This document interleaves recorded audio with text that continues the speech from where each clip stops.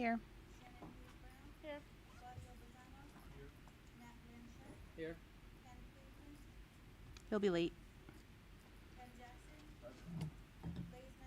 Here. Here.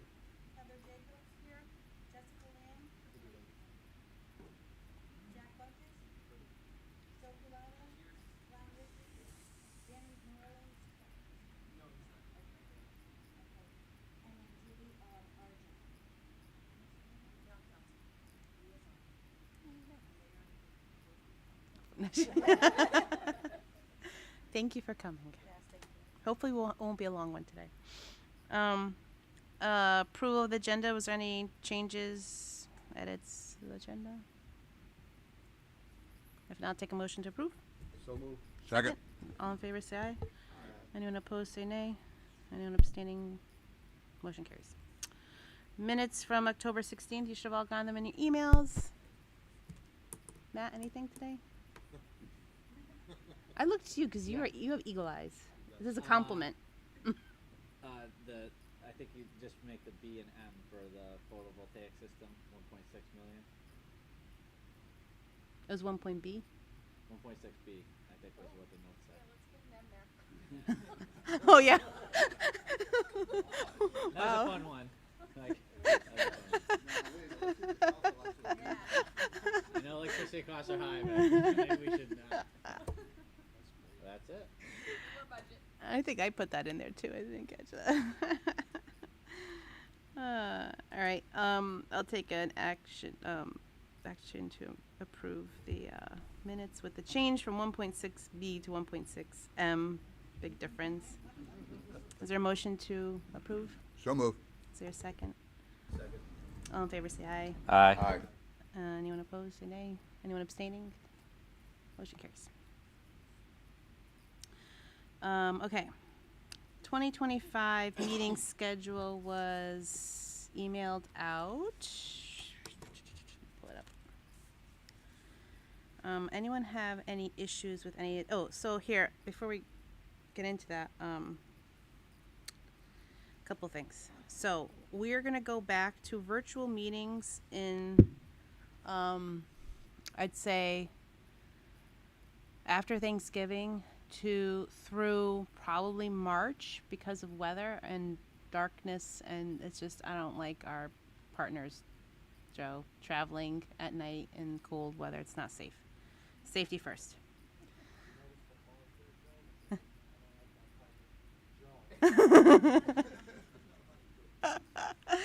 So just keep that in mind. And then in the summer, we would go back to virtual meetings as well because the school's closed and they don't do the cleaning and all.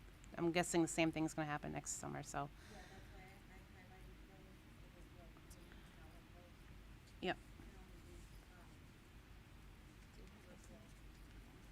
My guess is once we open the new school, we can probably decrease the frequency of meetings, or not. What's the usual, like? Is there a lot to do once the building's open? Right? It's just demolition. Do you need us that often after that?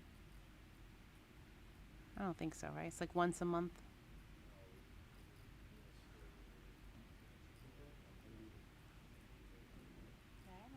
Oh, Lisa did it. I don't know if everyone got the calendar. Is it part of? Is it in the agenda? Oh, linked in the agenda. Oh, okay. All right, hold on. Hold on. We're all like, what? Lisa's 3 steps ahead of us, people. Always. Always. Always is ahead of us. There it is. I got it. Oh. Oh, you did change it already. Okay, yeah. So via Zoom, the July 18th, is that after school ends? Should that be a Zoom one too? When is June 18th, I'm sorry. Doesn't, or is the school still open at that point? I talked to Lynn Penny, and she said that we would have it till the end of June. So Oh, okay. hours. Okay, perfect. But without, if we don't have a lot of snow days, we will be out. So it's Oh, yeah, yeah. Hopefully August 20th, we will be doing a school ribbon ceremony. No, before the 20th. Before the 20th? Before the 20th. No. The 20th? Yeah. Yeah, I was like, because we want the teachers there too, like, so. Oh, yeah, we I have to haven't, think that through. haven't, well, I mean, yeah, the school will be open, but the ceremony will be after the school actually opens. Traditionally, ribbon cuttings happen after the first few weeks of school, so that school can Oh, start, okay. everybody gets settled. Perfect. So it doesn't have to be before they actually move in. Right. Okay, gotcha. Awesome. Very good. Their ceremonial. There's ceremonial. I know. I'm an engineer. I think too logically. Sorry. Okay, so all those. So the Zoom ones. So January through I'd say March 19th are gonna be Zoom ones.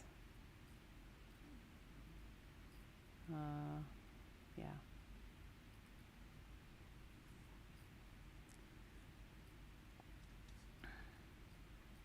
January 8th through March 19, virtual only.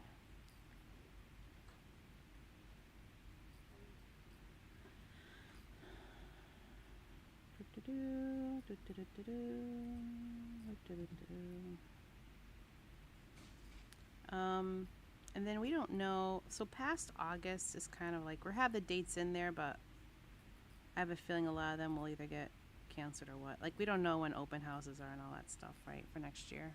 Yeah, I do, that's why I did the, I already did the dates, cause I. Oh, you already know when they are? From the Oh, calendar. perfect. Yes. Oh, perfect.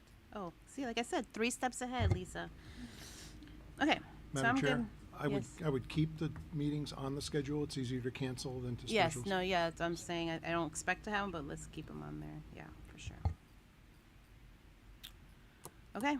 Other than the Zoom meetings for January through March, any other changes to the schedule anyone would want to recommend? Anyone have issues? Otherwise, I'll take a motion to approve with those changes. Is there a second? Second. All in favor say aye. Fine. Anyone opposed say nay. Anyone abstaining, motion carries. All right. Public comments? No submissions via the email. Okay, there's nobody here. All right, my update. So there is activity going on in the background on the field issue, turf field. So I had a meeting with the town manager and our mayor, James. When did I have a meeting with them? Dimitriadis. Last Monday, I think it was. I can't think of the day I had a meeting with them. But it was last week, I think, at some point. Anyways, we had a discussion about like what it was a couple weeks ago actually. What questions would we have to answer in order to determine whether or not we want to move forward with a turf field. So I provided them a full list of pros and cons to a turf field versus a grass field, you know, citing everything I could find.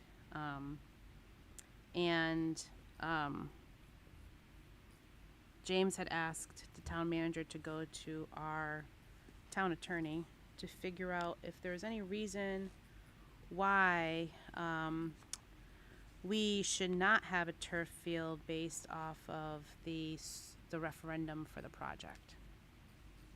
So I'm going to read in the letter that was sent 2 days ago from the town lawyer to the town manager, and based off this letter, the town manager will not support turf field on this site. You have asked whether school athletic fields are included in the scope of the new middle school project and whether current budget surpluses can be used for them. The scope of the new middle school project as authorized by the voters of the town of Cromwell reads as follows. The planning, design, acquisition, construction, furnishing, and equipping of a new middle school and central offices to be located at 6 Captain Mann Memorial Drive, including site modifications anticipated to include creation of an outdoor amphitheater, outdoor reading and lecture area, and parking improvements. Doesn't specify specifically any field. Oh, I'll be asking you a lot of questions, Jack, so just hold on. This authorization contemplates a new middle school and all that would reasonably be included in such a project. This includes site modifications in quotes, which would go beyond the limiting the project scope to the building and nothing more. It is very reasonable to read this provision to include athletic fields as they are most often part of a school and its activities. It should be noted that the scope references an outdoor amphitheater and an outdoor reading and lecture area, but not athletic fields specifically. These types of facilities are rarely found in public schools. As such, the reference is to clarify any doubt that such projects were intended. Athletic fields would not require such an overt reference and would be included in the project scope. Please note that this authorization would not include athletic fields that are not in the new middle school property. Okay? Regarding the use of outside the middle school property would include, right, which makes sense. Regarding the use of current budget surpluses, I would strongly caution against this at this time for a number of reasons. First, the primary purpose of the new middle school project is to build a new middle school building. This should be the priority. The town should be certain that it will complete the building under the authorization before committing to enhancements or additions to the project. The second, while inflation has pulled back a bit, costs and budgets have a track record of exceeding originally expected costs. And third, I understand that you still need to go out to bid on a number of aspects of a project. Should the project reach the $72 million appropriation and additional funds are needed, action would need to be taken to amend the authorization. This means that the same steps that were taken in 2023 to amend the original authorization have to be taken again, including a referendum. Given these reasons, I would caution against any actions that would cause a project to exceed the current authorization. Hope this helps. But please don't hesitate to contact me if any questions. So, what's confusing about this letter is that we made it very clear to the town manager, and to, I think Board of Finance was on there. I think John was on the call too, and James, that we would only pursue a turf field if it fell within our project budget. And we did have a surplus that right now, assuming the FF&E doesn't go haywire and the photovoltaics doesn't go haywire, we should have well enough budget to cover the anticipated costs of a turf field. So I'm not sure why the tone of this letter suggests that we are like going to go over budget. So the mayor has asked to speak directly to the council to figure out like what information he has, what his real concerns are, explain the actual situation for the project, and make sure that we don't have any other legal reasons why we can't pursue it if we wanted to. He has asked the town manager for a meeting with the town council, and we have heard nothing yet. I mean, with the lawyer. Well, not the town council, the lawyer, town attorney. Council, not council. Council, not council. Clarify. So he had asked that a couple of days ago. We haven't heard back from Tony yet, so I'm not sure if Tony's trying to negotiate, like find a date that would work for James and Mr. Rybacky. Sorry, that that letter that you had read was from Tony or from the town attorney? This is from the town attorney. Okay. Yeah. So that's one because the town attorney was weighing in based on where his opinion about budgets and overages. Okay. So the town manager sent us a copy of this letter with his, I'll tell you what he said real quick.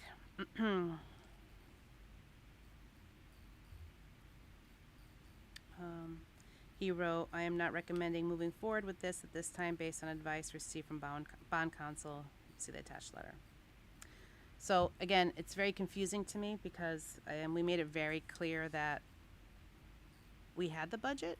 We wouldn't be going over the budget. We wouldn't have to go back to referendum. If it were ever a situation where we would have to go back to referendum, we wouldn't just not do it.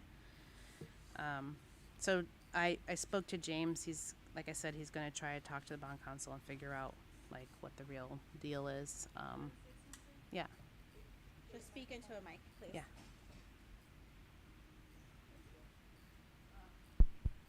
It's written by an attorney, being one myself, they always air that's their job to err on the side of caution. Right. So, you know, it's not like the attorney is saying, forget about whatever you say, they're just trying to be cautious. Yeah, it's just the tone of the letter was like he didn't understand that we weren't asking for additional money, that we had the budget. Like he was cautioning, like you can't go over budget, you shouldn't use money you don't have.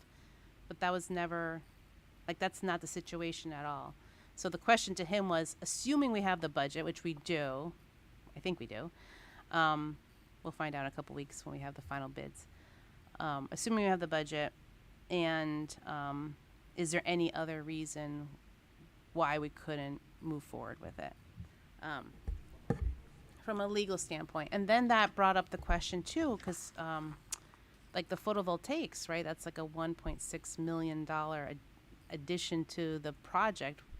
Would that now be considered like in the same bucket as the turf field, because it's not something that was explicitly written in our referendum, and it's a huge expense, and we're digging into that surplus money to pay for it?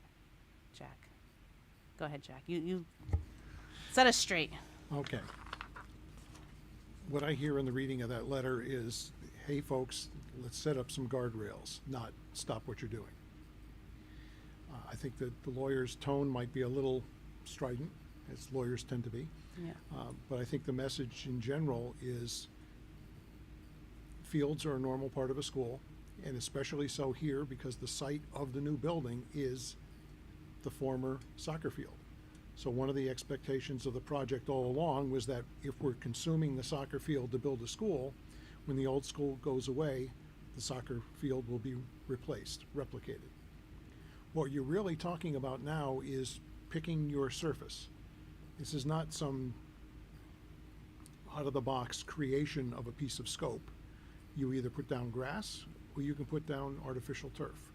So it's choosing a surface material, not substantially increasing the scope of the project as far as a field that no one had ever spoken of before.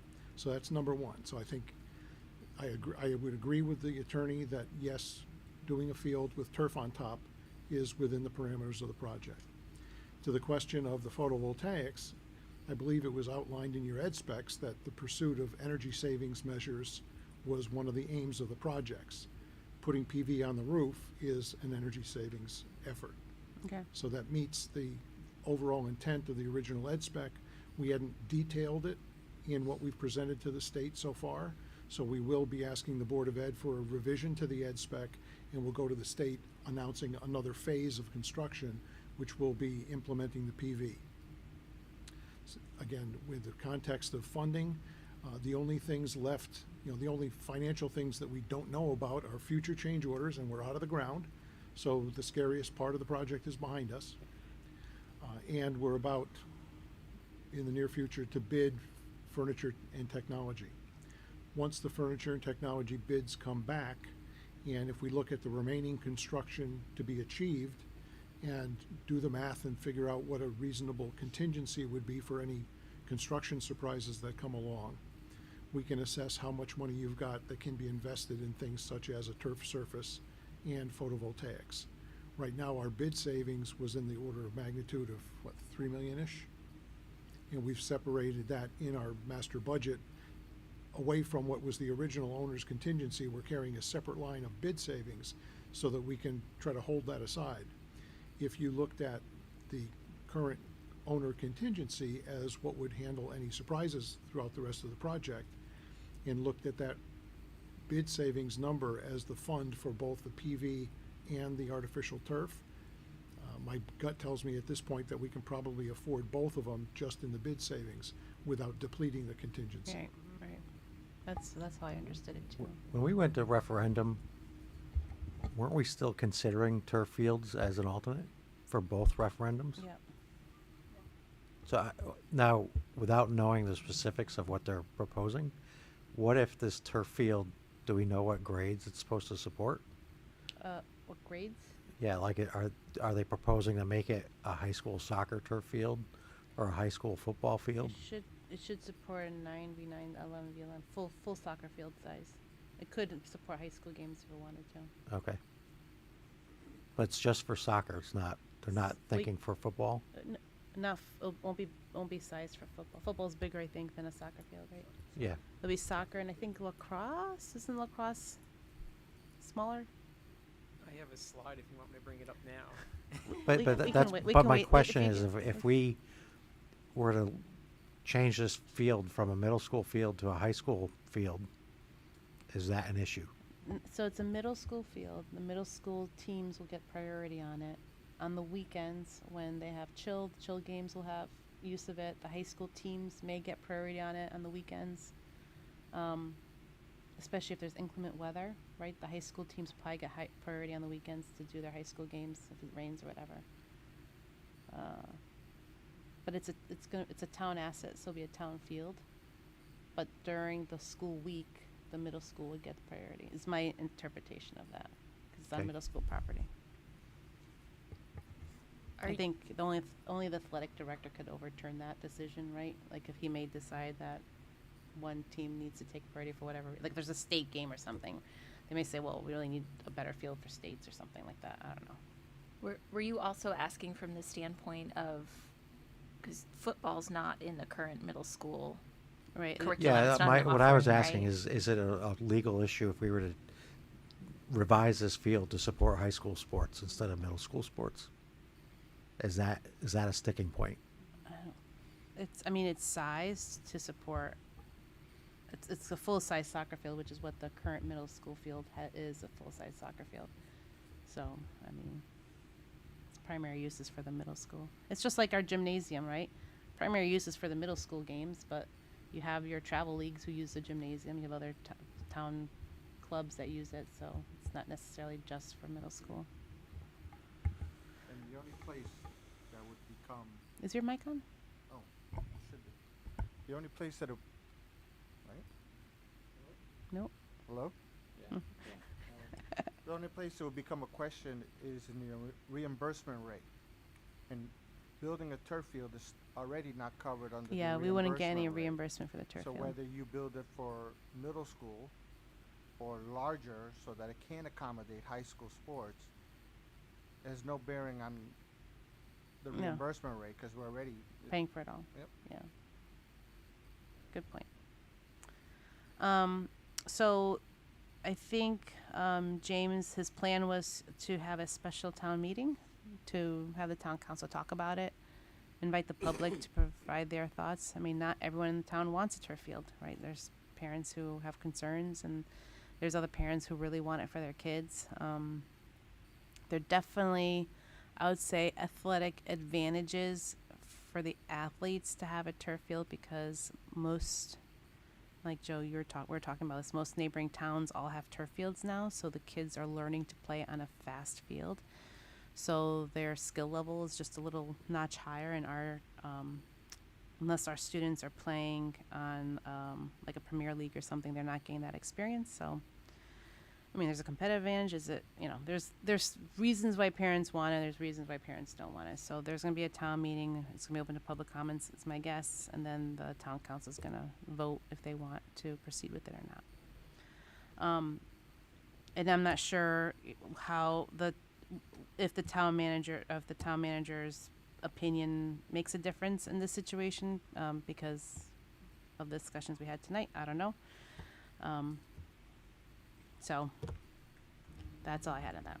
So as to timing, again, as I mentioned, we'll have the bid results for furniture and technology, well before the first of the year, I expect. Correct, Joe? I thought it was December 12th. It was like mid-December or something. Yeah. Yeah. To have the results leveled and presented to Yeah. the building committee for approval on the 18th of Yeah. December. Yeah. So with that in mind and the fact that no one can build a field of any form until the building comes down, we're talking next fall before, Yeah, we got time. we're gonna be implementing the final version of the field. Right. We've got time to have the conversations, we've got time to get the numbers in, and to do a real assessment as to how strong the budget is. Yep. Would this be a change order, or would this be like a completely different thing? Because change orders are expensive. So would would we like go out to bid for turf? Would that be like something separate? You could have the existing design team design things. You could also go out for a design build bid with a specialty fields contractor. That can take, whatever our baseline is that Newfield is providing under the base contract and inherit that and go the next step and put the turf on. There's different ways of approaching it. Okay. So we'll cross that bridge and if we get there. Yeah. Okay. I'm sorry, just to clarify, because I said we were sizing for middle school and then not sizing it for high school, but we do agree We are the, sizing for high school. huh? We are sizing it for high school. We don't know what sports they want to put in. Right. We're not doing for football. Oh, all right, Joe. Joe. The field is sized for high school soccer. All right. Okay. Just soccer, not football. A soccer field's narrower than a football field. Right? Isn't it more narrow than a football field? No. No, I It's think it's wider than a wider. football field? Good. Soccer field is typically larger overall in both dimensions than a football field. So if you go for high school soccer, you should be able to superimpose football. But then you'd have to buy right. So you could put sleeves in the ground, they can mount them and dismount them if need be. Yeah, but you The have to pay deci- for them. The decision would be whether you're gonna sew in the 5-yard lines or if you're gonna paint them on after the fact. That's, that's a decision could be made down the road. Putting in the sleeves for the goals, that's something you'd wanna do before you put the rug down. But the reality is, there won't be a high school game ever on a middle school. We don't have bleachers. We don't have Right. we don't have seating. It'd be like, would middle school students play football? And we don't have a middle school football. So if But they from the down soccer, the line they want to yeah. put stakes in the ground for it, they can do it later, but not. Reality is the town should go out for a second referendum and not saddle us with this project and have the town decide if they want it. Like, why is this a building committee decision? It's not Should a be a- decision. should It's the be a town town council's decision. It's the town council's decision. They're Yeah, that deciding. we're gonna be stuck with. It should go out to referendum. Why? It's an expensive project. And maybe not everybody in town wants it. It seems like a little Weasley. They just kind of, we're like gonna sneak it into the middle school. Cause Well, we that's why couldn't, the- cause we couldn't agree to put it someplace else. But that's why they're gonna have public comments and have a meeting and discuss it. Yeah, I still think it It's should go still to within their, referendum. but it's still within their charter to do it, right? I just worry it's one of those things that when the project's done, there's still town costs, significant town costs to maintain. And I don't know, I just Yeah, so again, I- like I Yeah. have a project with a turf field right now. It's brand new because they replaced it after 5 years. They play 6 home games on it a year. They Yeah, they replaced the why? turf. Because it needs a high amount of maintenance. Mm-hmm. I've had other projects where they've frozen, and my firm's gotten sued over it. They froze it? The field froze. Do they not know how to maintain it? I don't know. I don't know, I never heard of that.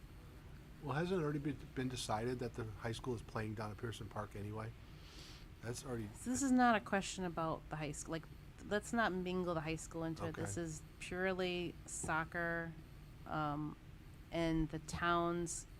So the big issue with the town is most of the soccer fields, when So it it's all- rains, get closed, and they So have it's all nowhere to about play. soccer then. It's mostly about Okay. soccer, yeah. They have nowhere to play when it rains, Mhm. because all the fields get closed down. So if you had one turf field in town, then most of those teams could then just transfer over to that one turf field. You could have all the games on a turf field. So they're gonna practice on grass and play games on turf? They could practice on the turf. if Doesn't they make wanted to. sense. I'm just saying, it'd be no different than if they went to a visiting town and played on their turf field. Okay, anyways, that's not our decision to make, that's a town council's decision to make, so I'll find out when they have that meeting You guys can all go, provide your thoughts, concerns as citizens. Where's my agenda? Oh, it's right in front of me. Okay, that's all I had for my update. Communications? Thank you, Blaze, for getting the new time-lapse video from our vendor and all those involved. So we'll work on getting that posted to all of our channels, and I think that is it. Then just everything is just maintaining our regular reports and postings. So, any questions? All right, thank you. Thank you. Design? So I got an email today from Joe, and he just updated me that we'll be getting the next rendition of Gual graphics tomorrow. So I'll set up some time to meet with the subcommittee, and then provide feedback if needed to Perkins, and moving along. Awesome. All right, Perkins. Good evening, everyone. So following up on design subcommittee, we hope to maybe have final sign-off on the wall graphics maybe at the next meeting. If we could get that turned around in the next week. Comments back from the design subcommittee, and then we could present the final graphics on the 13th.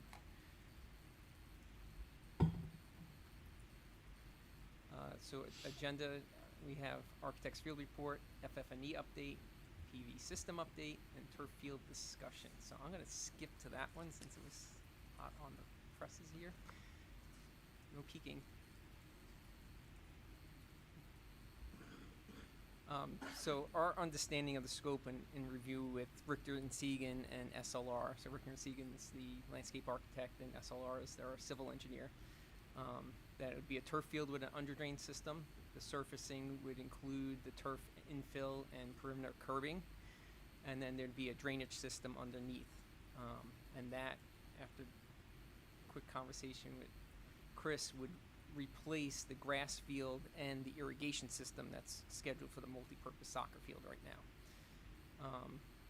The sports, our understanding, would be soccer, lacrosse, and field hockey potentially on the turf field. One of the things we're talking with Richter and Segan today is soccer and lacrosse have different parameters for grass height than field hockey does. So that would have to be something that would be understood and studied. What sports would be actually played on this field. So design, we have to define the parameters and options of competition level, primary use. The size of the play area is different for each of these sports. The type and turn of grass heights differs, and the infill materials differ per sport. So that would be something we'd have to get an understanding of, creating the scope of what this field would be. I believe we would probably have to go back to planning and zoning, because we go from a grass field to a turf field that has the under drainage system, and that has to be tied into the drainage system for the site.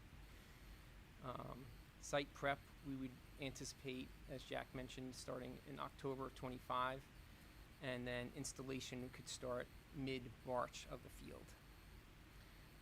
Opinion of cost. Question quickly. Yep. So you would need a different drainage system or a drainage It system? would be a drainage system specific to the turf field. So there is a drainage system in the plan right now for the grass field. You're saying it'd be a different one. Yes, it's more robust. So they both have drainage systems, but one's just different. Correct. Which The- one's more robust? The turf field.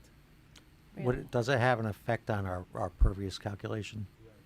Right. I'm not sure. I'd have to ask SLR that. My understanding is that a turf field has its own under drainage system to collect the water. So there's no infiltration into the ground because of it, because of the turf field. So I could get more specific information from Richter and That's Segan okay. and SLR on that. We did get some costs from them. This is a super rough order of magnitude, 1.3 million, which is like the mid-range of the field level. That would include the drainage system and a decent contingency for this design. It does not include additional design fees or any additional earthworks or site prep that might occur as for the design of the turf field. And then another rough order of magnitude for grass field cost was $250,000. That's in the budget. Chris So would it's have to roughly like $1 million extra, roughly plus around or there. minus, That- yeah. plus, Yeah, minus, yeah. minus. Yeah, yeah. And did they provide any guidance on what the forward-looking maintenance costs would look like? No, we didn't look into that. So when this gets presented to the town, will that be included? Well, I guess it depends where we go, but Right. will that be part of the full package? I don't know who to look at with that. What's the question again? What's the question? Because we're talking about who's going to do it. So when it's reviewed with the town, so let's say the cost to install it is 1.3, will whoever presents it to the town also include what the maintenance costs will be? Yeah. Okay. Mm-hmm. All right. Yeah, we could. And equipment, you need special equipment too, to put the rubber down every whatever. Mhm. I just want to point something out. The old soccer field where the building is being built now did not have a crown to it. Right.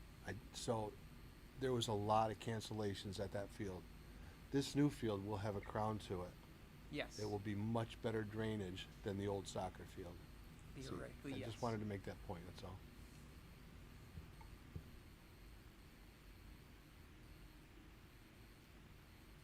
Okay. Any other questions? No peeking again. All right, so quick architect's field report. I didn't put any pictures because I know Chris has much better shots coming. But we had a site visit on 10/24, consultant site visits by Richter and Segan on the 23rd, CES on the 24th, and D. Simone's last report was from 9/25. We were, at the time of me putting this together, going to have Alex go back out there tomorrow to review the mock-up of the masonry and electrical mock-up, but we're going to push that back to his regularly scheduled site visit next week. So we're going to get some pictures of the electrical mock-up from Newfield and review that with CES and with D'Agostino. And we're continuing to prioritize submittals and RFIs.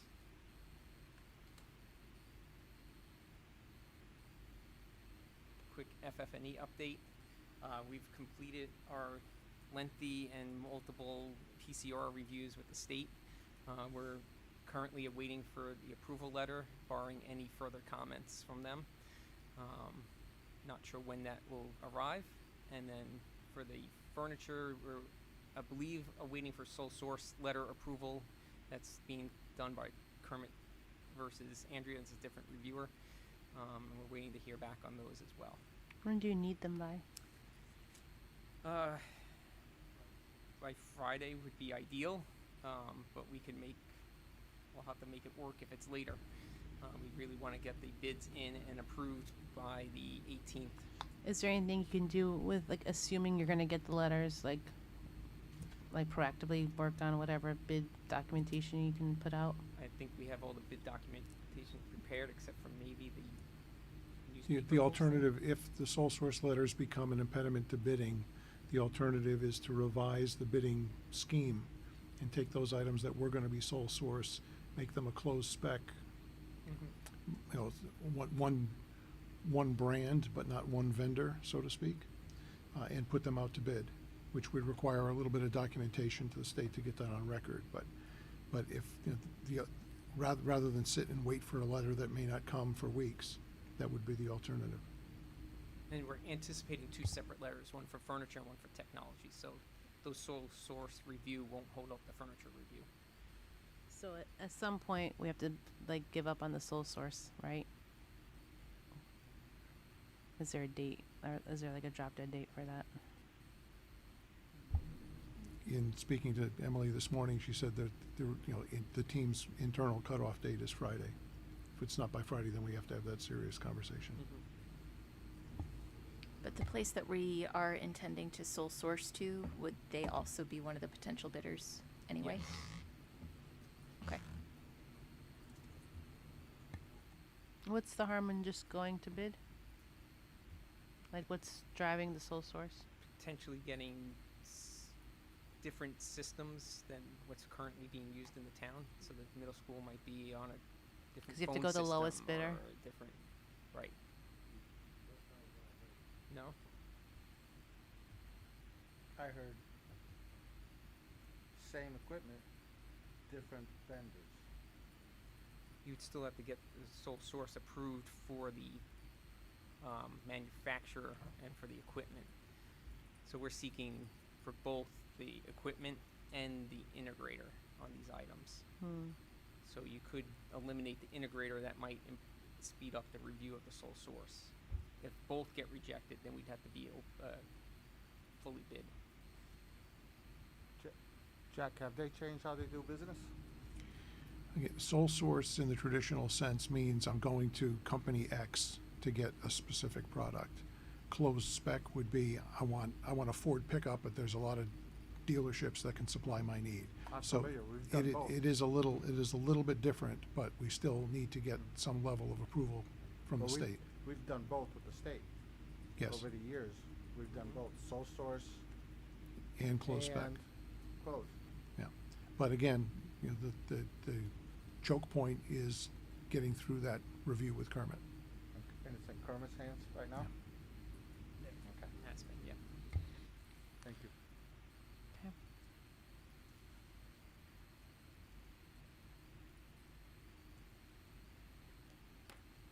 So just a quick schedule update. So we are looking for approval of bid. That would be November 1st right there. It would be a couple weeks of bidding and then getting bids in. We have to set the bid acceptance date and then level the bids when we receive them and then get BC approval by the 18th. In conversations with Newfield, we're looking for delivery and install. That has changed a bit. So for technology items for the Board of Ed and potentially the school administration would be in May of 2025, and then receiving furniture for those spaces in June, with the rest to follow in the summer months. So the plan would be to get the Board of Ed and everybody out of the existing middle school as soon as possible. Okay.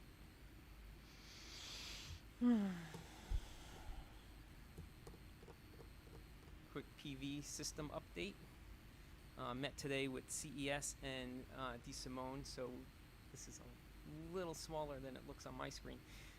So with the system size of the 399 kilowatts, as we presented last meeting, got a design update that we had the pounds per square foot analysis completed, and we are, after initial review by DeSimone, that we're in good shape. So we do not have to downsize the system based on the structural loads or increase any structural to accommodate the system as currently designed. So that was good news. So Am I reading that right? That the system will only support half the power that the school needs? So this is, yeah, so based on the current power profile, the new building is 780,000 to 825 kilowatts per year. And the estimated size that can fit on the roof, it would be approximately 482,000 kilowatt hours per year. So that would accommodate about 58 to 61% of the energy loads. That's crazy. That's normal? I was hoping we'd get more. Or like... Put them in the parking lot. What did he say? Wow. But you would literally need... Would be pretty good. Yeah, that's really good. Yeah, I'm just looking at the size of the system and having no context in terms of how much consumption, the buildings use. I thought maybe we were thinking that the max size was like potentially more than we might need, but yeah, no. It's just again surprising just how much the power the buildings consume. Yeah. And that's based on the projected requirements of this new building, which presumably are going to be less power need intensive than the We have existing electric building? heat in this building, right? But yeah, we have air Is it conditioning because of stuff. the, oh, We well, have air conditioning in the old building. okay. New building. I was just thinking more energy efficient things too. I wasn't sure how that traded off, yeah. I could get that information from CES. I just know what they provided was, unfortunately, Rainey couldn't be here. Is that's what it's going to run? I don't know what the comparison is to the existing building. Oh, that's fine. Yeah. When they gave us those options back, remember they gave us like 3 options, like 3 type of Mhm. energy profiles? I always thought that the profile we chose would give us more, I don't know, it feels like. No, we talked about if we wanted to go to net zero, I think we would have to do geothermal, I think. And it'd have to be What it all was. electric, and It we're had not to be all all electric. definitely, yes, to get to net zero. We're electric and gas. Mhm. This is has gas, right? Mhm. Yes. Gas heat. Mhm. Almost like a hybrid system. Yeah. Okay.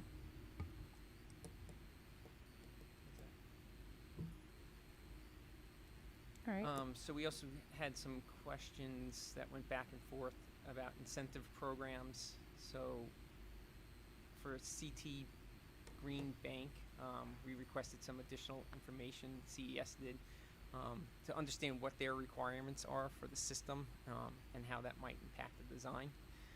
So we're looking to hear back from them on that. NHI's CT, this one relates to the interconnection of the PV system to the grid, and will allow a reduction of electricity demand from the grid and resulting in a lower electric bill. And then this also does for the generation of the RECs, which is renewable energy certificates. So I'm not very familiar with what that fully means, but if we could get further explanation from CES on that, I just wanted to report that. And then for the federal energy credit, they provided us, and I could forward that to you, an IRA fact sheet and a federal tax credit documents that indicate that the district may be able to take advantage of tax credits. But CES suggested that by the document that they advise the school, or we advise the school, to consult with a tax professional on that. And then one other thing that we want to have a meeting with the fire marshal just to review the system layout with them. Make sure they're comfortable with the pathways that have been provided on the roof in case they need to fight a fire.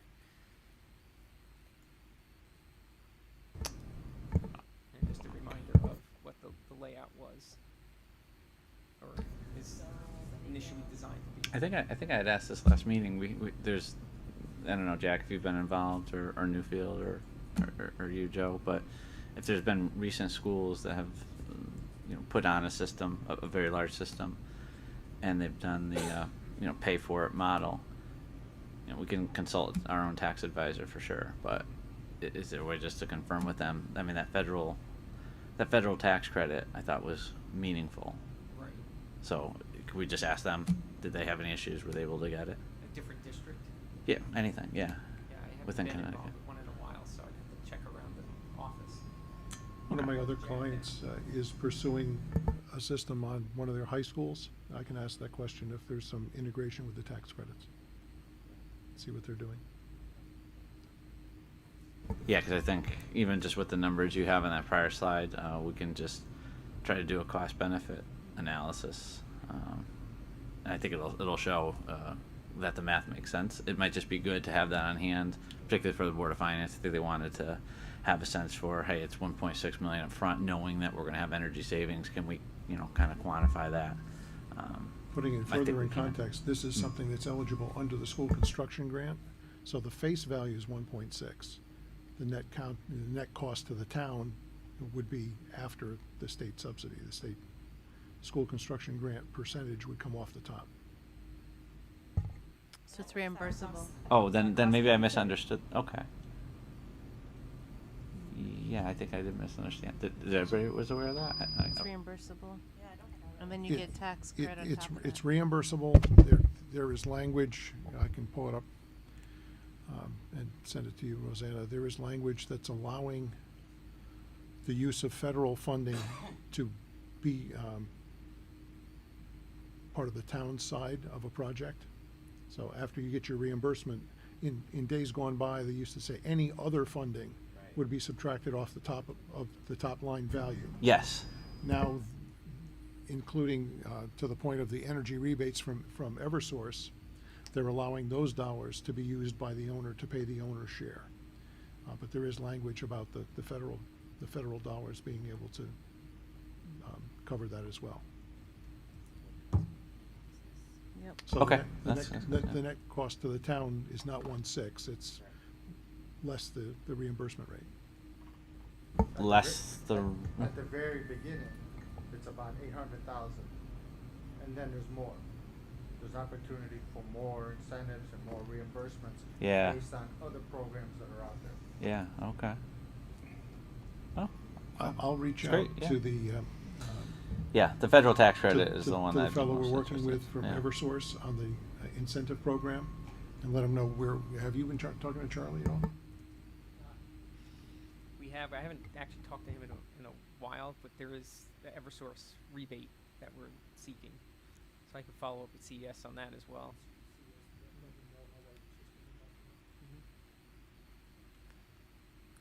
I have a question to the school building committee. We stopped the sign installation because of the cost of electricity. Basically, the cost to run wire to the sign was about $65,000. Would there be an appetite to put a small array, as we're putting this large array out towards near the street, so that one, at the very beginning, it can power a light and an actual sign at night, because we're gonna have a sign out there that at night you can't see because we don't have any power. And there's also the opportunity for the town in the future to install a digital sign, and it would be powered by the solar array. So you're asking if you could put a solar panel out there? Yeah, one small enough that would provide enough power, even though we're not putting a sign at this time. But in the future, if the district or the town wants to put a digital sign, we would already have the power there. Yeah. Be good to see how much that costs. Can't hurt to ask.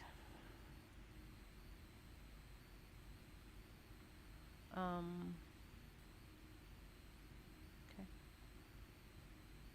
Speaking of signs, do you have any updates from either of you on the sign lights?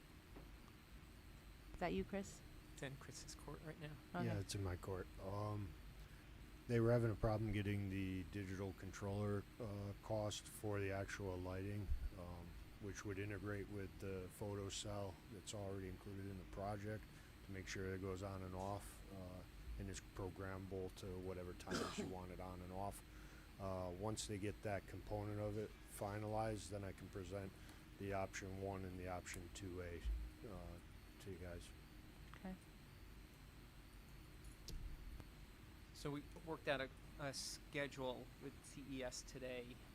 So we're looking at designing documentation, probably about another few weeks to about right before Thanksgiving. And then we'll be able to, that'll be about 90% set, that we'll send to the estimator, get a value. I've talked to Tom briefly, and he sort of confirmed the value that CES had said, about $4 a watt for the system, which is equated out to 1.6 million. So one thing we'd have to understand that I don't have in here is if we would have to go back to planning and zoning for the PV system. So the system itself is about it's a 5-degree tilt. It'd be almost invisible. I don't know if you would even see it from anywhere off the site. So I don't know if they have any purview over that. So we'll have to look into that. One of the factors that needs to be considered is that we need to revise the ed spec and get the PV system mentioned in the ed spec by the Board of Ed. So there will be a trip back through the board for an ed spec revision and a vote to accept that, and then we can use that as backup to our grant request that gets submitted to the state. So the actual timing of this may have to have a little bit of float in order to go through that 49R process. So we have don't we have other things we need to add to the ed spec to update officially to bring to the state? The media center? like the media center. Yeah. Because I think the auditorium was already included, right? The state already is aware of that. That's been changed. So the media center, the PV. Was there anything else? I don't The think school sign. so. School sign? Yeah, the sign wasn't in the ed spec. Oh, a new school sign in the front? Yeah.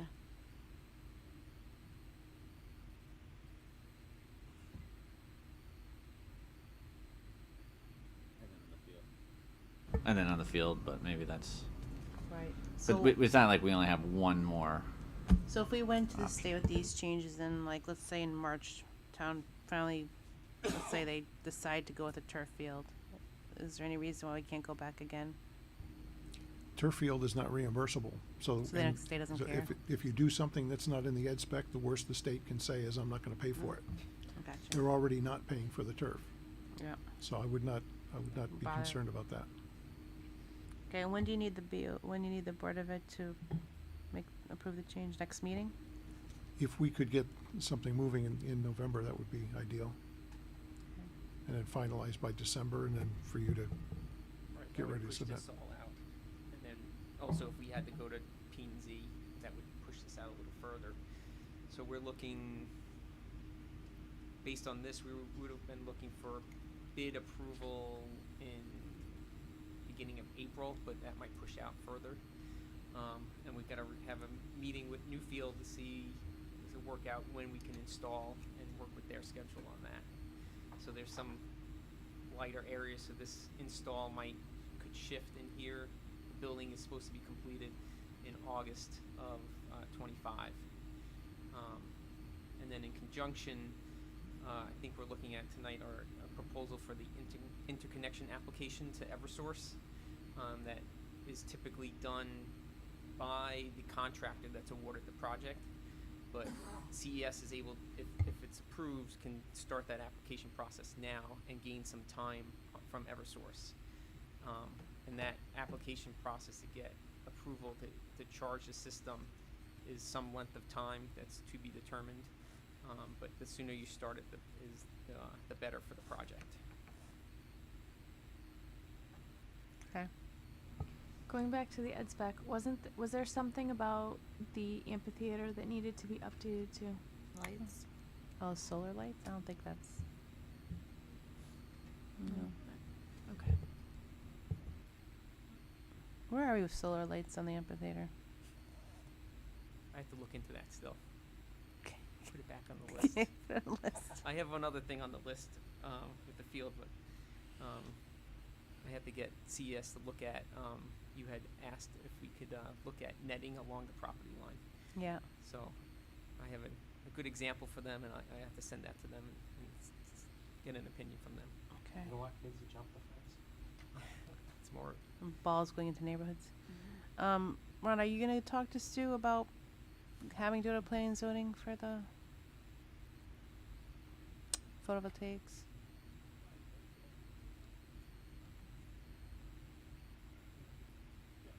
We'll talk then. Thank you. Awesome. Any other questions for anyone? Hey, Joe, Yes. your schedule, you had the light red color. Was that just like a float, or was that? Look. Okay. So right now, based on this schedule in the dark, that's when we would anticipate installation starting in April, end of April, and taking about 4 to 4.5 months. So Is- if this schedule slides, that installation can slide with it. So if the installation goes on during the school year, is that disruptive to the students? Is it noisy? I don't think it's noisy work, but So, it's a balanced system, so I don't think It's noisy now. yeah, sure. I had projects that it was, that the PV system was installed completely after, that the full design occurred after the building construction was complete. And they were doing site work, and it went on, and as far as I know. Yeah. Oh yeah, they're still demoing building next door. That's not Yeah, that's true. That's true. Remind me what that interconnect application is. So it's an application that Eversource needs to allow them to power the system, so that the system can feed into the electrical system. So it's their application process. Sometimes it can take a long time. Inspections. Getting in the queue as soon as possible. Mm-hmm. Okay.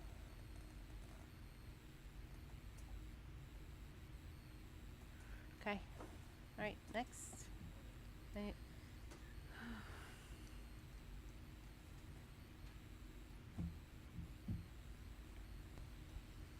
I thought there was other Edspec stuff. So this was taken on Monday afternoon. Yep, do you put that on pause? On the agenda are photos, presentation with possible Or not? Nothing. It was just I left it in there just in case we had to approve something. It was an open door in case we needed to go through it. That's all. Just okay. There will be an item, Claudio, later in the agenda to approve that effort by CES for the interconnection. We have walls. Yeah, we're well into getting everything ready for the winter conditions. As you can see, your BOE is pretty much all framed out. They're going around right now and they're going into each one of these openings and putting in temporary window protection. This area right here now was all covered in sheathing today. We're just waiting on some masonry clips up here and then I can finish closing that up. You can see your roof's all done. Every single bit of this back here is all watertight up on the roof. When we come around here, I'll continue. So you can see they're going along and they're detailing, pre-detailing for the AVB. They're actually going to spray. They should be down in this area by Monday, Tuesday of next week. They're going to continue coming down along the line. All these windows up here now have temporary protection in them. You can see these are our temporary protection for the winter here, each one of these openings. That's our main thrust right now. Once we get all this buttoned up, we'll be able to go ahead and focus all parties on the inside of the building. So when I come around the corner here, you'll see on the base here too, that yellow color that you're seeing here, that's all your flashing details. So they're pre-flashing ahead of when they're putting up the actual brick panels themselves, which is going to expedite the laying of the brick by the mason. You can see we're all closed up in A now. That was another main thrust that we were trying to do, and we're trying to get it so that we can start picking off some of the interior drainage and whatnot in this courtyard ahead of the March restart for the winter. Was there brick on the other building already? Yes, the entire white color brick on that right over here, that's all white brick. That's nice. You'll see it when I come around. This is all white brick here, and he's up to the top of the window, first floor windows on the red coming around in the courtyard. They're actually much higher now. Like I said, this was taken on Wednesday. So today, this area is white. A building is pretty much watertight now. This on Monday was all watertight, and they made it up to the wall here today. So I'm not going to say that we're 100% watertight in the building yet, but by Friday I'm going to be feeling a lot more confident. So you can see all of this. You're all framed up in here. All those openings that you're seeing here, they're all going to be temporarily closed up for when we get the temp heat going. You can see down in here in In the mechanical area, all your curbs are in place, all your roof drains are in and tied into the system. We're ready to take on weather in a lot of portions of this building. Rooftop units are set to and scheduled to arrive on site on the 18th of November, so a couple weeks, and then we'll start setting all those on every single one of the mechanical areas, and then we can start doing drops, connections, whatever we got to do. They're gonna still work on the outside even though you'll be weather tight, right? Absolutely. We bought winter conditions for brick installation, which means that they own tenting the outside of the building as they come around, and so that there's unencumbered, it's unencumbered work. So if there's snow or something, they can still put brick up. Yep, regardless of temperature, yep. And they own their own temporary heat, the whole shooting match. So now that you have a roof on, are all those is all that drainage up there tied into main drain lines in the ground, or where does that go? It's all going into your TST. It's all set. Yep. Cool. So if we got a deluge, we're not in trouble. Nope. All right, Nope, it awesome. will all drain. I'm waiting, I want to see it. Right? Now we want rain.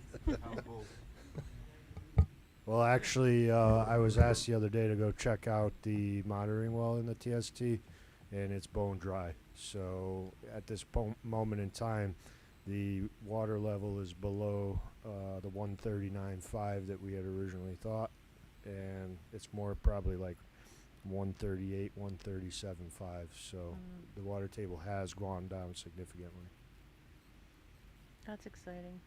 Yeah, and then just as an update on the interior of the building, we're planning to start doing one side of sheetrock on B second floor starting next week, which means that we're getting close to in-wall inspections and actually closing up and starting to do things. So And like all the plumbing, electrical's all done? yes, Wow. yes, we're full steam ahead right now.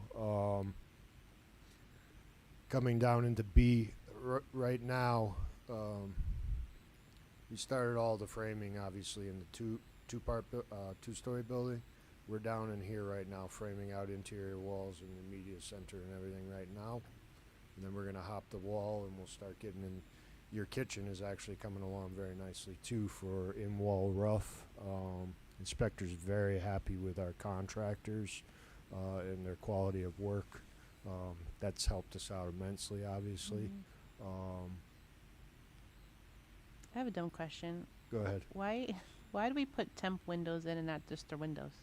Because I have the material, but I don't have the fabrications yet. They have to run the actual raw material of the sticks of the aluminum into their shop and actually form up and make the Oh, they window don't have that assemblies yet. themselves. So it's Yeah. a timing thing, not just a like if you had that you would have put them in. Absolutely. Gotcha. Okay. And when's that supposed to come in? We're gonna start looking at doing that in this area right here, probably December. Nice. Yep. Everything that we're doing is predicated off of starting from this corner right here. And like I said, we were trying to get out of the courtyard. We have a real good fighting chance of getting out of there before we get into the springtime work again. So, and like I said, we're trying to find ways to get the site work contractor back here to pick off items off our list, so that everything that we can get off the list possibly before we get into the close of school is done, so that then we can hit the ground running, get over into that bus loop area and get you online correctly for the start of the next Yeah, because year. the bus loop area, you'd have to tear down the other school to finish that bus loop, right? That's our real choke point right now, and that's Yeah. why we're talking to Joe about getting the BOE furniture in there, getting the fiber in, setting tone to the building, getting everything in place for the end of the school year, so that you make that transition at the end of the school year, and then we can go right to town on abatement and demo of the existing building. Right. Say that again. You don't want to move before the end of the school year, do you? It would coincide with probably 2-3 weeks after the end of school. Oh, okay. So when do exterior doors, I mean, you got temporary coverings for the windows, what about the doorways? Yeah, that's all plywood doors with okay. bungee cords Gotcha. and just typical construction access door. Chris came along with the schedule of work being done. The BOE is significantly bringing along really well over there also. So they want to just kind of hit on that. Absolutely. Almost all of your BOE is fully framed. We started sheetrocking tops of walls. I got the fire proofer coming in on Friday. He's going to go around that so that I can start installing my mainline ducts in the BOE area. And like I said, I want to try and get that done as soon as humanly possible to give us enough time to tech that place out, get the furniture in, and get you guys into it. Awesome. So they'll be able to use that while like other construction's happening on the site? Yes. Is that the intention? That's our intention. So we'll yes. get like a CO for that section? How does that work? It would be a TCO, temporary certificate of occupancy. Oh, cool. We're going to roll through all the life safety, everything that's required for occupancy. That's what, and it's nice because you have that firewall Yeah. between the school and the BOE. So that will be our TCO proper, would be BOE. And then we'd start working our way into phases of the building for TCO. Okay. Great, thank you. I just want to add that last week Newfield was generous enough to host all the teachers for a walkthrough tour, and people are very excited. So. Yeah, and we did connect with the high school. We had 3 students and Mr. B come over, and I'll tell you what, that was a fun experience for us as constructors as well to see these students come over, ask the questions that they did, and we're gonna host them again. And I have some materials that I can give Mr. B to start his curriculum if he wants to get involved in that stuff. So. Yeah, thank you so much for doing that. It's so great that our students get that exposure. Yeah, it's nice. I did some things for the CCIA, the Connecticut Construction Institute, and they ran an AGC sponsored. It's called STP, Supervisory Training Program, and I have a lot of those materials still that you can kind of use as a guideline. So.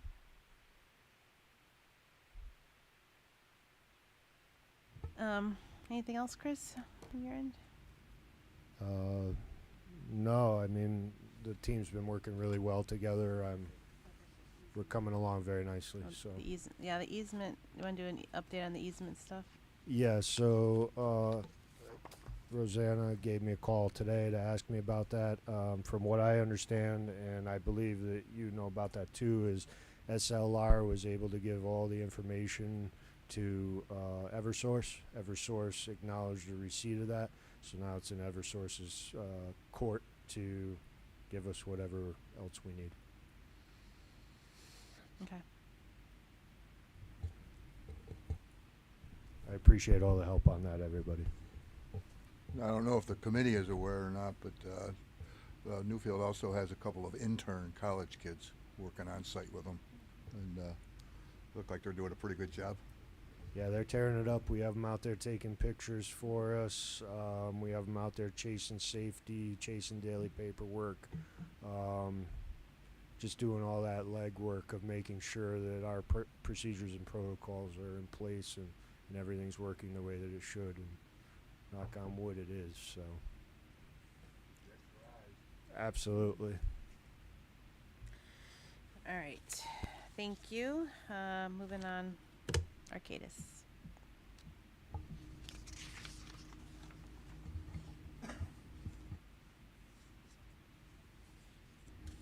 Joe, can you your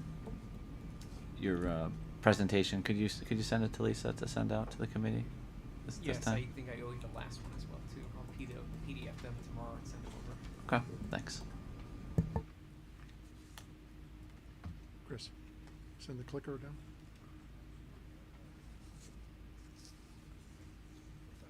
Stretch my legs.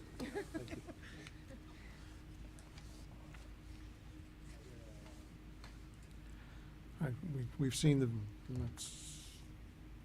we've seen the video. We have a couple of items for approval. The purchase order increase to Perkins for the integration effort for the PV system, as well as some additional services for our commissioning agent. As Joe mentioned, starting the process with Eversource early rather than waiting till we have a contractor on board is prudent. We found, in any number of perspectives that Eversource can get bogged down, and the earlier we can start the process, the better. So for the utility company outreach, the application for interconnection, and then working with them for the closeout and final acceptance of the system, we have a proposal from CES for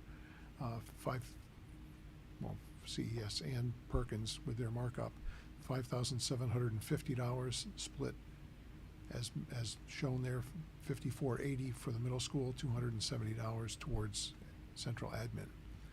So our request is that you approve a motion to approve the purchase order increase, PO increase number 19 to Perkins Eastman in the amount of $5,750. I feel like we already approved this last week. Or No, I think I had asked you after the meeting, and you said we hadn't taken action on it yet. You sent it out on the 14th to us, though. I'm reading what I signed today. I believe No problem. it was shared, but I don't believe it was not voted. Right, right. Oh. Not, The 16th, when we met on the I 16th. thought it was not this one, no, the 33,000, the Sustainable Engineering Solutions is the one we held off on. Not the PV one. I thought the PV one we already approved. Hold on, I'm looking to see what I approved today. 'Cause Emily sent me Didn't we something. approve the design of the PV system, but not this application? This is to expedite the application.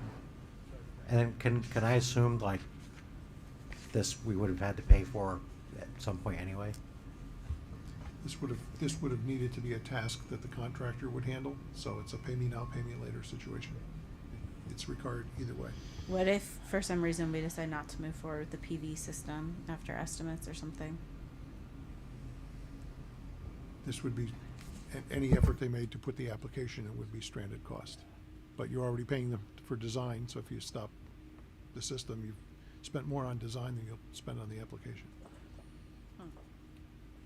But the cost and delay in months to get the system online, the potential generation of electricity is going to be worth a lot more than this application fee.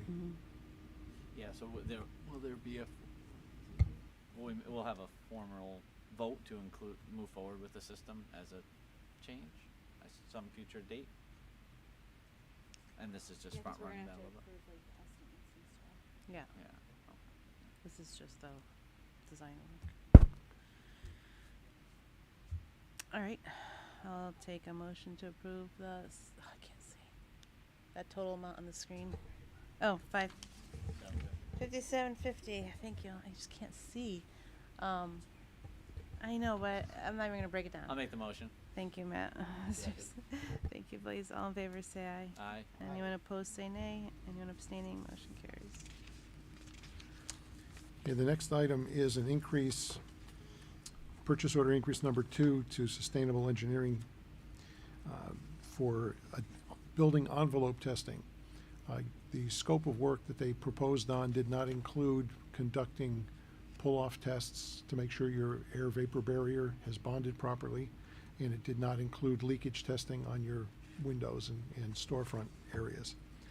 So the proposal, which is part of that second package that I provided with you with copies of their actual proposal, they have cost per mobilization for both the pull-off tests, where they can do multiple areas per day of mobilization.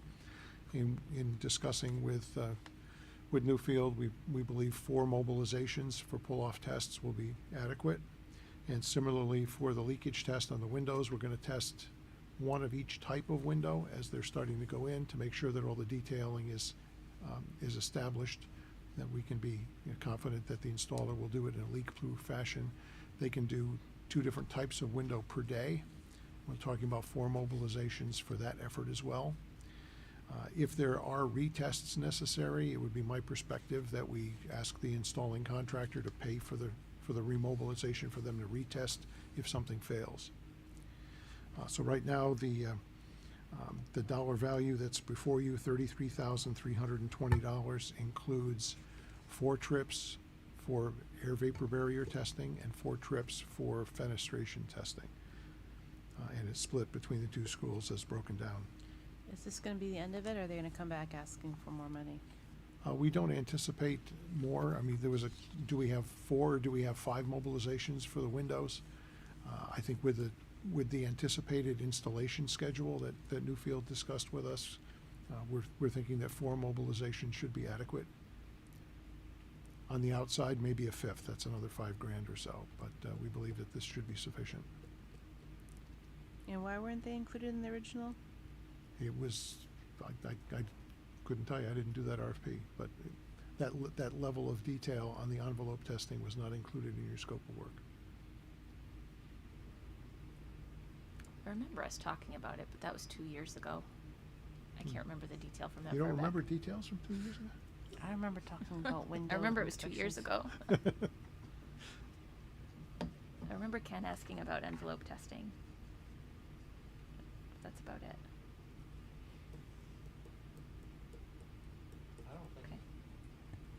I don't recall asking about it for the RFP, but when we were talking about inspections, I know I had asked about that. Do you remember what the decision was, or what?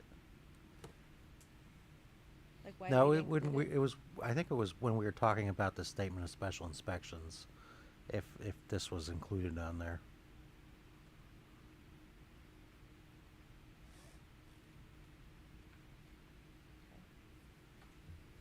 It was not, by the way. Yeah, usually it's not Where would it normally be? in the Yeah. specification. Yeah, if it's not, like, Yeah. if it's not normally included, why is it not normally included? It would not normally be included in the statement of special inspections provided by the structural engineer. This is a whole different flavor of testing, and this is something that's part of your building commissioning. You commission the building systems, the heating, the cooling, the electronic systems, and we also commission portions of the building envelope, your radon barrier, your air barrier, your windows, things like that. Yeah, this- so there's a number part of of the things in shell. the specifications that where testing is required by the owner, usually. And I remember asking at the time if the specifications were reviewed to see what was required of us to test beyond the statement of special inspections. So this must have just been an oversight. And your RFP for commissioning went out long before the design team created the specs for the project. All right, so this is just like a miss. Catching up. Do we have any other misses that we can think of?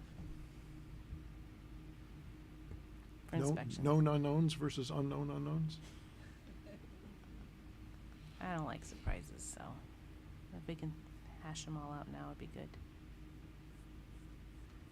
This is on the table tonight. Okay. Anyone have any other comments, thoughts, or else I take a motion to approve the $33,320? Is this a code requirement, or is this just a nice to have? Part of meeting the high-performance building standards, we do conduct what's considered enhanced commissioning. I don't believe the manual goes as far as saying you have to do the envelope.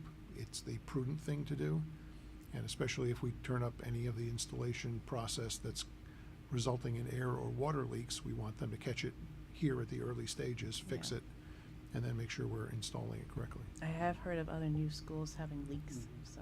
Yeah, no, I think if we're doing full-blown commissioning, then we should definitely do this. It'd be a shame to not do this one thing and then have all those EUIs that Joe had shared with us before not come to fruition. Yeah. Because there might be something wrong with the envelope. Yeah, yeah. I'm fine with it. Okay.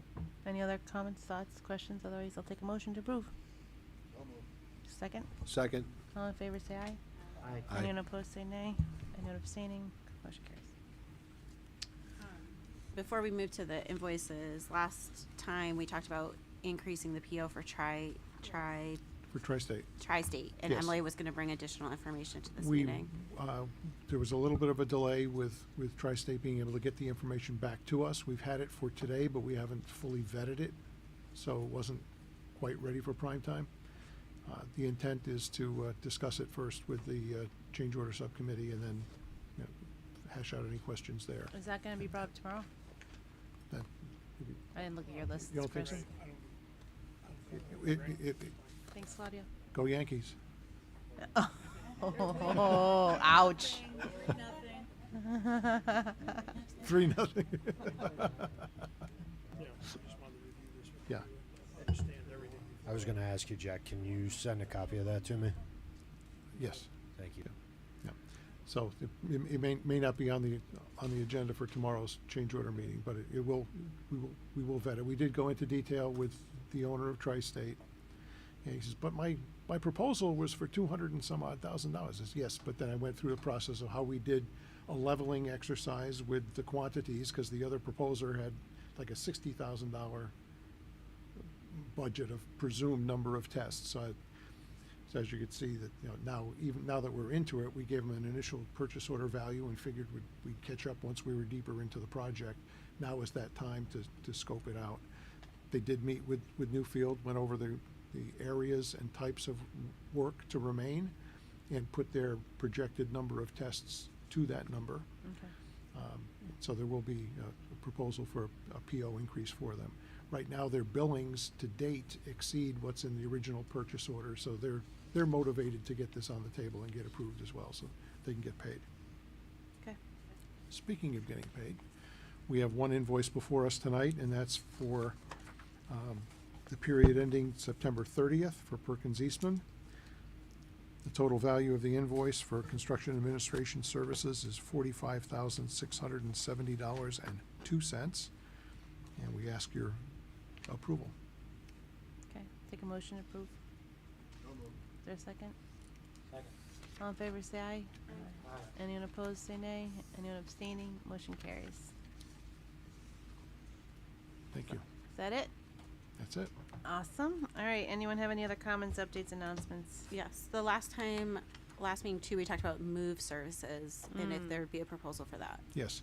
I had a conversation with Claudio. We're looking to set up an appointment next week with the fellow who's our lead move manager to come in and do a scope of work assessment for the move.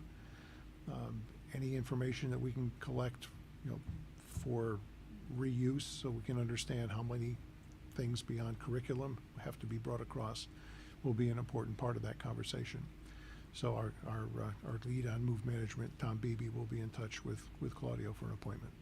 So this is just to manage the move, not obviously. Not the moving That's services. right. There'll be a different firm that'll do the moving Yes. service. You're just gonna coordinate. This will be, Logistical so that management. we can figure out the scope of the coordination, correct? Yeah. It's absolutely essential. It's a massive undertaking to set up new and move and all that, so it's highly recommended. I bet. Okay. Anything else?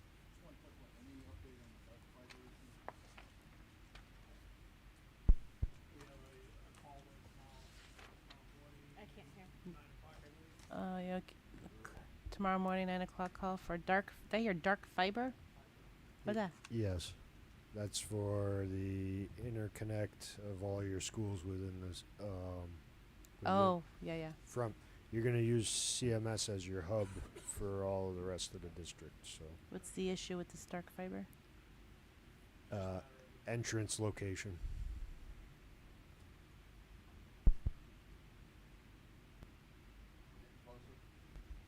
Yeah, I have some proposed solutions, and we have the drawing from D'Agostino that we can review and see what we want to do with. So that's what's going to happen at 9 o'clock tomorrow morning. We got all pertinent parties involved: D'Agostino, Fiber Optics Plus, Steve from the school, Ron's on it, Joe's on it, and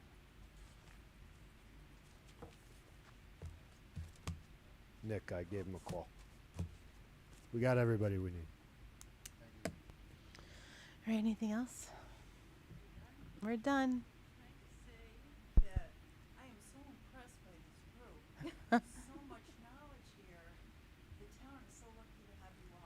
Thank you. I appreciate that. I didn't understand a lot of what you said, but obviously you have a lot of knowledge. Thank you. Yeah, her buffalo.